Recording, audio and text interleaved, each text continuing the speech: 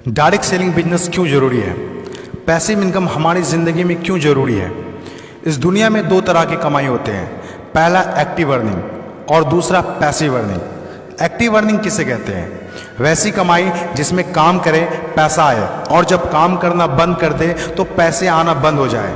जैसे जॉब पर जा रहे हैं पैसा आ रहा है, जॉब पर जाना बंद पैसे आना बंद। एक दुकानदार दुकान खोल रहा है पैसा आ रहा है, दुकान खोलना बंद पैसे आना बंद। एक किसान खेती कर रहा है पैसा आ रहा है, खेती करना बंद पैसा बंद। एक मजदूर मजदूरी कर रहा है पैसा आ रहा है, मजदूरी करना बंद पैसा बंद। It's called active earning.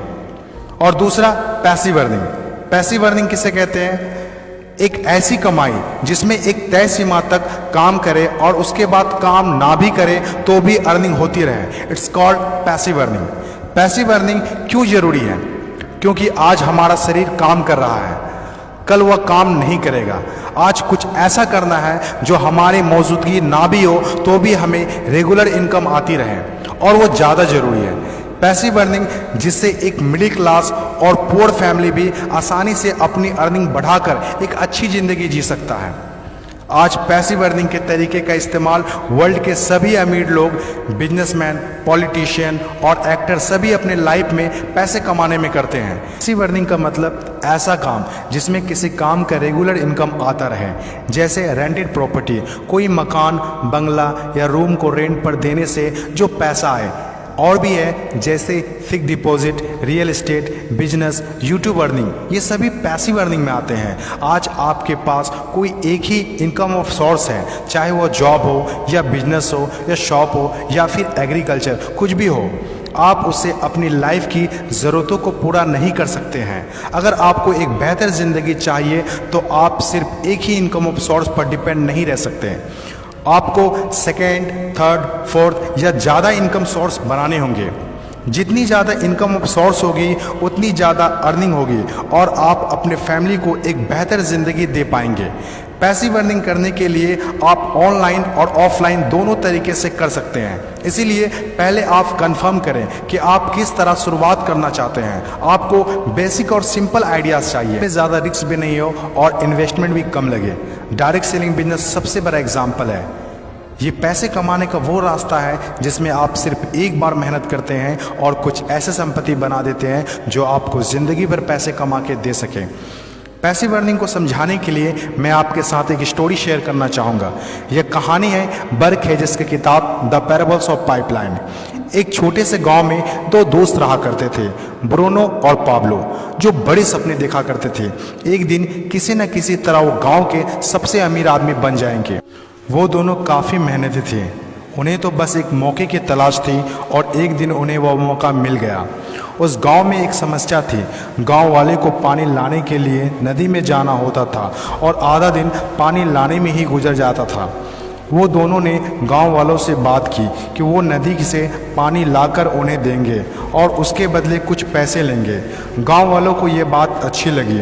अगले दिन दोनों ने एक एक बाल्टी पकड़ी और नदी की तरफ चल दिए कि हर बाल्टी के लिए 10 रुपये दिए। ब्रूनो बहुत खुश हुआ, लेकिन पाब्लो को इतनी ज़्यादा खुशी नहीं थी। पाब्लो को बाल्टी ढोने की वजह से उसके पीठ में दर्द हो रहा था और हाथों में छाले पड़ गए थे।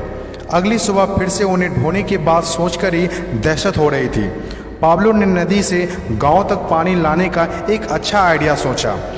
जब अगली सुबह दोनों अपनी अपनी बाल्टी उठाकर जाने लगे तो पाब्लो ने कहा, ब्रूनो मेरे पास एक आइडिया है। चंद सिक्कों के बदले मैं दिन भर बाल्टी ढोने की वजह क्यों ना हम नदी से गांव तक पाइपलाइन बना दें।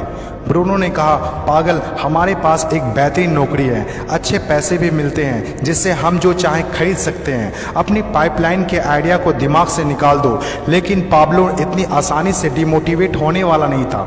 उसने अपने दोस्त को पाइपलाइन बनाने का आइडिया अच्छे से समझाया। हम लोग दिन के आधे समय बाल्टी ढोने का काम करेंगे और आधे समय और छुट्टियों के दिनों में पाइपलाइन का काम करेंगे। ब्रूनो ने पाब्लो की बात नहीं मानी।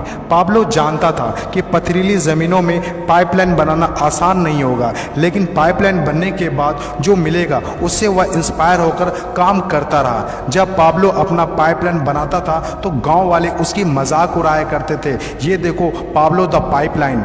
ब्रूनो पाब्लो से 2 गुना काम कर रहा था, इसीलिए वह 2 गुना पैसा भी बना रहा था। पहले कुछ महीने तो पाब्लो की मेहनत का कोई फल नहीं दिख रहा था, लेकिन पाब्लो खुद को बार बार याद दिलाता रहता कि कल के सपने आज के त्याग से ही होते हैं, और आखिर में वही हुआ जो होना था। पाइपलाइन बनकर तैयार हो गया। अब पाब्लो सोता था तो भी पैसा आता था, नहाता था तो भी पैसा आता था, खाता था तो भी पैसा आता था, वह कहीं बाहर घूमने जाता था तो भी पैसा आता था। जितना ब्रूनो ने 3 साल में कमाया था उतना पाब्लो ने 3 महीने में कमा लिया। गांव में जितना पानी बहकर जाता था, पाब्लो के जेब में उतना ही पैसा बहकर आता था। और मेरे हिसाब से direct selling business is the best opportunity. इस कहानी से हम 5 बातें सीखते हैं। पहला, विज़न का होना। विज़न सबके पास नहीं होता। विज़न जो आंखों से नहीं सोच से देखी जाती है। इस दुनिया में 5% लोग के पास ही विज़न होता है और वही इस दुनिया में कुछ बड़ा करते हैं। दूसरा, सबसे इम्पोर्टेंट, जब भी आप कुछ हटके करेंगे तो लोग आपका मजाक उड़ाएंगे, ठीक उस पाब्लो की तरह। तीसरा, लगातार काम करना। विज़न पर काम करना आसान नहीं होता है। इसमें ज़बरदस्त फोकस के साथ तब तक काम करना होगा जब तक आप उसे कंप्लीट ना कर ले। चौथा, खुद को इंस्पायर करना। अपने आप को इंस्पायर करने के लिए वो देखना होगा जो पाइपलाइन बनने के बाद आपको मिलेगा। अपने सपनों को विजुलाइज करना होगा ताकि अपने आप को मोटिवेट और इंस्पायर कर सके।